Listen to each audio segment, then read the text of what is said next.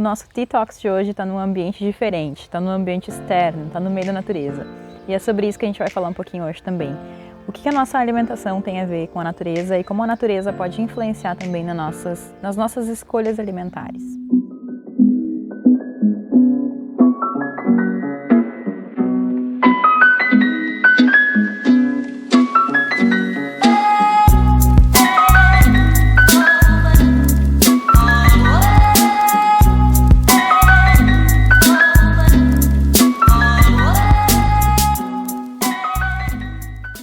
Eu gostaria de começar fazendo um disclaimer, que eu tô no lado de fora, tô no pátio de casa, então provavelmente a gente vai ouvir barulhos, né, externos, sejam de cachorros, sejam de passarinhos, sejam de qualquer outro tipo de animal, né? Mas, ok, eu acho que vai dar tudo certo. Pensando no que eu gostaria de falar com vocês hoje, e no que a gente poderia acrescentar nos nossos Tea Talks, o assunto veio bem a calhar. Em um dado momento eu lembro que eu vi uma foto que para mim fez bastante sentido, e essa foto é basicamente essa daqui. Essa foto ela me faz refletir bastante em relação a como a gente se porta em relação à natureza. Eu acho que a gente simplesmente faz parte de uma natureza, a gente faz parte desse círculo, a gente faz parte assim como todos os demais animais, como todos os demais seres que habitam aqui, né, o ambiente onde a gente vive. E é engraçado porque falando em ambiente e compartilhar ambiente, aqui em casa, bem na nossa bananeira, a gente tem uma bananeira onde está dando um cacho de banana. E agora, entrando na primavera, pombinhas, começaram a fazer ninho. E bem interessante é que essas pombas, elas de uma certa forma, elas se sentem acolhidas talvez, aqui, no meio do pátio, no meio da natureza. E elas resolveram fazer o ninho delas bem na parte onde a banana tem a curvatura. Então ali elas fizeram o ninho delas. E o mais curioso em relação a tudo isso é que é bem na porta da cozinha. Então quando a gente está na cozinha a gente consegue olhar pela janela e elas estão ali. E isso tem sido bem interessante para mim porque eu tô conseguindo observar como é o instinto delas, como é esse cuidado que elas têm com os filhotes, né? Elas ainda estão chocando. E essas pombinhas, pelo que eu pesquisei, elas demoram em torno de 14 dias até que o ovinho abra. Os filhotes ficam com os pais por torno de 40 dias até eles baterem asa. O lugar onde elas escolheram para fazer o ninho pega bastante sol. E por uns dados momentos, quando eu fico parada aqui na área olhando para elas, eu consigo ver que ela fica o tempo todo ali no sol, todo o tempo chocando, ela não sai dali, seja a mãe ou seja o pai, porque eles vão trocando, né, alternando o período deles para ficar ali no ninho. Mas eles ficam ali paradinhos, independente do tempo, independente do clima, independente de o que esteja acontecendo ao redor. Eles não saem de cima daqueles ovinhos. Eles ficam ali com todo amor, com toda paciência, às vezes com alguma curiosidade, porque quando eu estava arrumando algumas plantas ali em volta, elas ficavam só olhando assim para mim, mas elas ficam ali. O que me fez refletir sobre uma questão. Quando eu era criança eu tinha galinhas. E as galinhas, elas eram realmente de estimação, mas elas colocavam ovos vez ou outra, né? E quando a gente simplesmente compra os ovos no mercado, a gente não faz ideia do comprometimento que o animal teve para colocar aquele ovinho. A gente acha que é algo natural, que elas simplesmente colocam todos os dias, mas não é.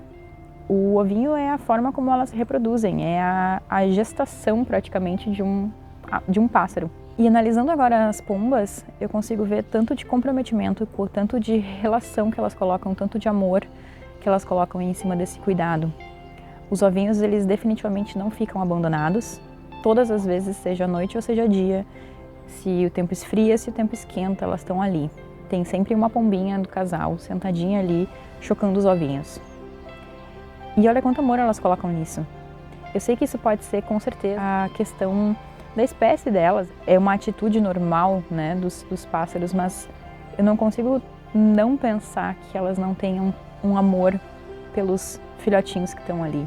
E aqui no pátio a gente tem muitos pássaros diferentes que eles vêm por causa das plantas, mas a gente sempre consegue ver que, principalmente agora quando a gente começa a entrar numa nova estação, começam já a aparecer vários pássaros com seus filhotes.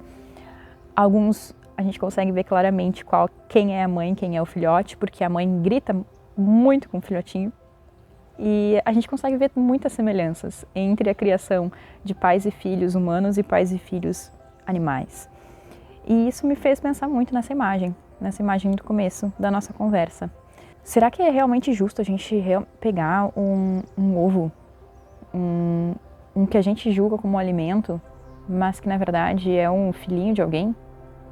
Eu sei que essa conversa pode parecer um pouco forte, pode às vezes parecer até um pouco clichê, não sei se exatamente é essa a imagem que eu quero passar, mas olha quanto comprometimento eles colocam ali.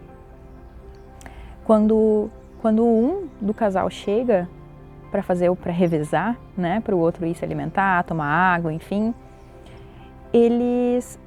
um passarinho ele sai, uma pombinha sai do ninho, a outra fica ali em volta do ninho. É a questão realmente de um sair para que o outro logo pule no ninho e não deixe os filhinhos desabrigados. Eu digo filhinhos porque também, pelo que eu pesquisei, as pombinhas sempre colocam 2 ovinhos. Então são sempre 2 ovinhos no ninho. E quando um sai, o outro entra, eles não deixam os filhinhos sozinhos.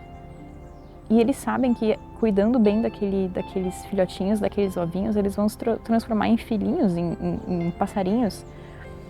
Será que é justo a gente fazer isso com as aves também? De simplesmente quando elas colocam um ovo, quando elas estão colocando todo aquele amor, todo aquele empenho do corpinho delas, será que é justo a gente pegar e achar que isso é alimento, se a gente já sabe que a gente não necessariamente precisa de ovos? E isso definitivamente é algo que eu acho que seria algo interessante mesmo de trazer para vocês, e por isso que eu tô aqui falando sobre isso, por mais hippie que isso possa parecer, mas a gente definitivamente não precisa para nossa sobrevivência, para nossa alimentação de ovos. A gente tem várias outras fontes vegetais que a gente pode utilizar, como fonte de ômega 3, como fonte de proteína, como fonte de o que a gente achar que o ovo tem. A gente pode comer chia, a gente pode comer linhaça, a gente pode comer feijão para proteína. A gente não necessariamente precisa comer os ovinhos das galinhas ou os ovinhos de qualquer ave que seja. Essa é basicamente a mensagem de hoje. E eu gostaria realmente de compartilhar isso com vocês, porque eu não sei se é todo mundo que consegue ter acesso a esse tipo de cena, né?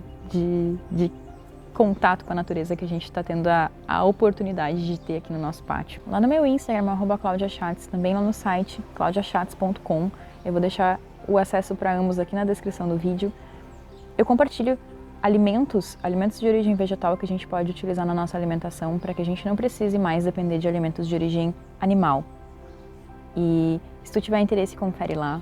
Eu acho que vai ter muito a ganhar, não só em relação a esse contato com a natureza, esse contato com esse respeito aos animais, mas principalmente em relação à nossa saúde, porque a literatura científica ela já nos mostra que a gente sempre precisou de alimentos de origem vegetal e eles sempre foram o combustível certo para o nosso corpo. E por algum motivo a gente perdeu esse tipo de conhecimento, esse tipo de contato. Então, permita com que o teu alimento seja realmente um alimento que seja o combustível certo para o teu corpo e que também respeite todas as formas de vida que estão ao redor da gente. Eu espero que esse vídeo tenha feito sentido para ti, eu espero que ele tenha trazido a mensagem que eu gostaria que ele trouxesse. E a gente se vê na próxima semana. Agora já está começando a ficar um pouquinho mais quente, então talvez a gente possa variar em relação à bebida. Eu trouxe a minha água com um galinho de alecrim para dar um sabor. Se tu achou que esse vídeo fez sentido para ti, tu achou ele interessante, considera dar um like e se inscrever aqui no canal. Vou ficar muito feliz de te ter como parte da nossa família. A gente se vê então no próximo vídeo e até lá eu te desejo uma semana incrível. O nosso... Vamos lá.